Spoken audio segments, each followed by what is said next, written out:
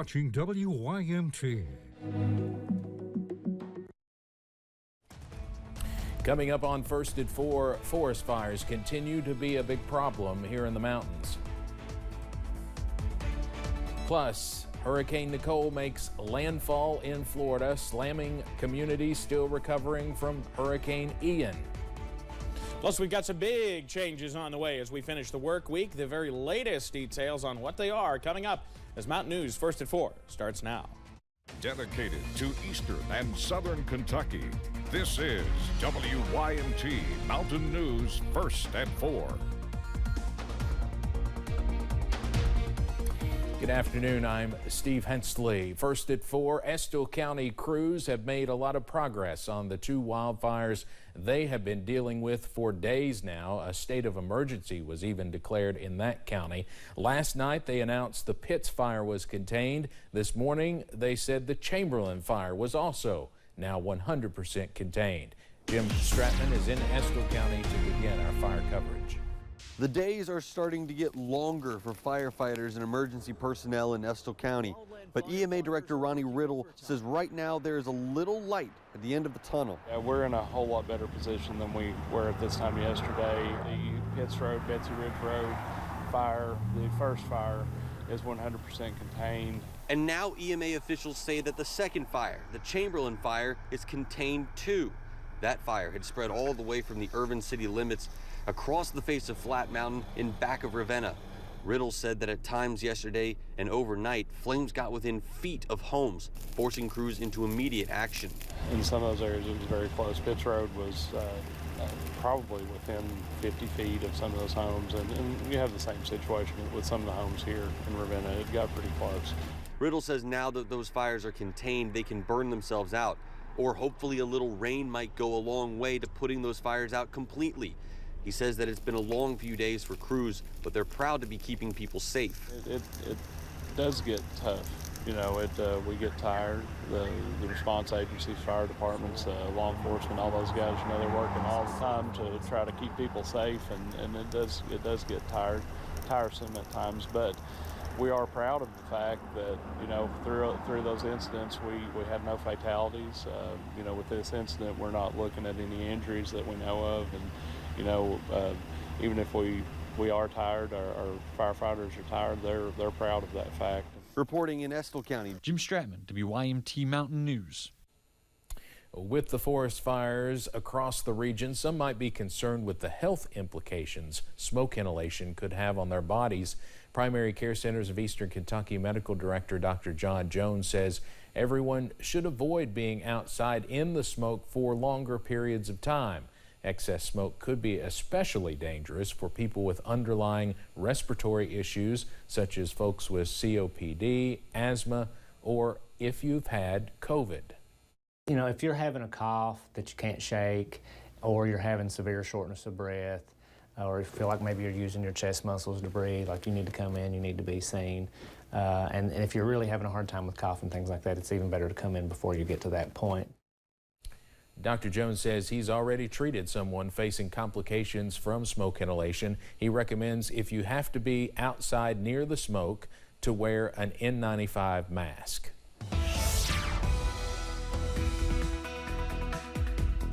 Well, clouds continue to increase throughout the region as we see what's left of now Tropical Storm Nicole beginning to move on into the region. That's good and bad. Bad in the sense that, well, that sunshine's gone, but good in the sense that we desperately need the rain to put a final finish to these forest fires out there. UVA-wise camera, overcast there, 63 the current reading. A look outside from our camera here on Black Gold Boulevard in Hazard. Overcast, but you can kind of see some haze in the distance. That's smoke from several fires going on in other parts of Perry County, including one, quite frankly, across the street from my house. So it's something we're watching very closely throughout the region. We're cooler than yesterday. Of course, we got up near 80 in many spots, but you'll notice those temperatures, low to mid 70s, and we bring in those dew points back in the 40s and 50s. So we're not nearly as favorable for fire conditions today, but the ones that are burning is something we'll still watch. The high clouds continue to move in, and the rain's not far away now. We back it on up. We're watching two systems, the frontal boundary that brings us much colder weather, And what's left of Nicole, about to actually, as a tropical storm, make landfall again across parts of northern Florida. So we'll continue to watch that progress tonight. More clouds and showers move in. Low 60s out there across the region for tonight. Details, though, on when some more November-like weather moves in. That's in a few minutes. Steve? All right, Evan, thank you. At least one man is dead after Hurricane Nicole made landfall in Florida. The storm slammed beachfront communities still damaged from Hurricane Ian just a few weeks ago. CBS's Christian Benavidez is in Daytona Beach, where dozens of homes are in danger of washing into the sea. Nicole slammed the Florida coast. Waves barreling into beachfront homes, pulling some right into the ocean. This house collapsing into the water. This is what the storm left behind in Daytona Beach shores. Mark Sink just moved into the building in January. Now he's having second thoughts. I retired, post office,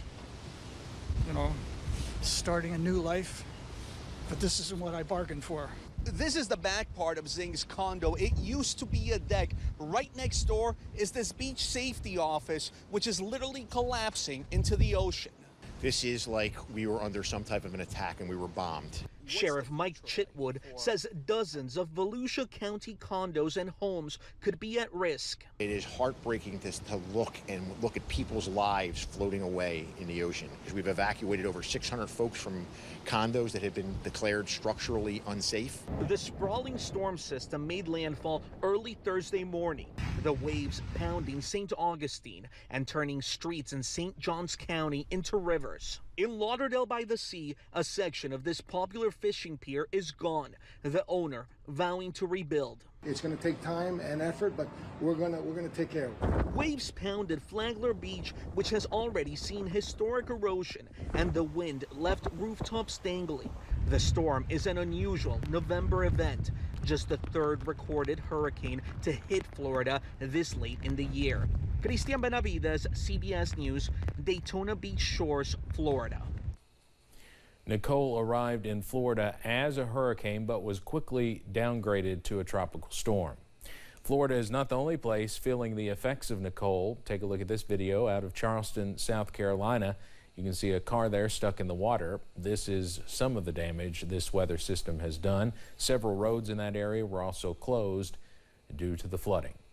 The United States will once again allow Cubans to apply for immigrant visas at the U.S. Embassy in Havana.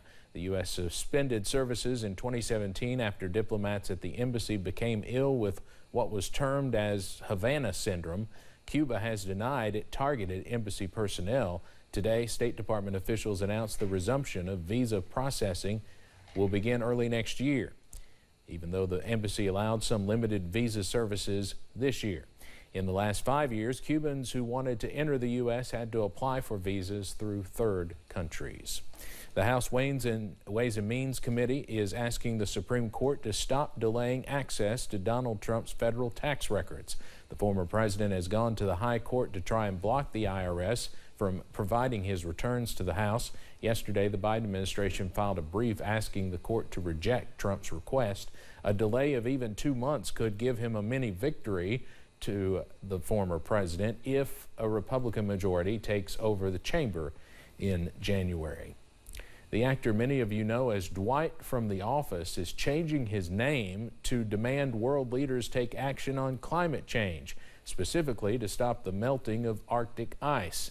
Rainn Wilson tweeted he is switching up his name to Rainfall Heat Wave Extreme Winter Wilson.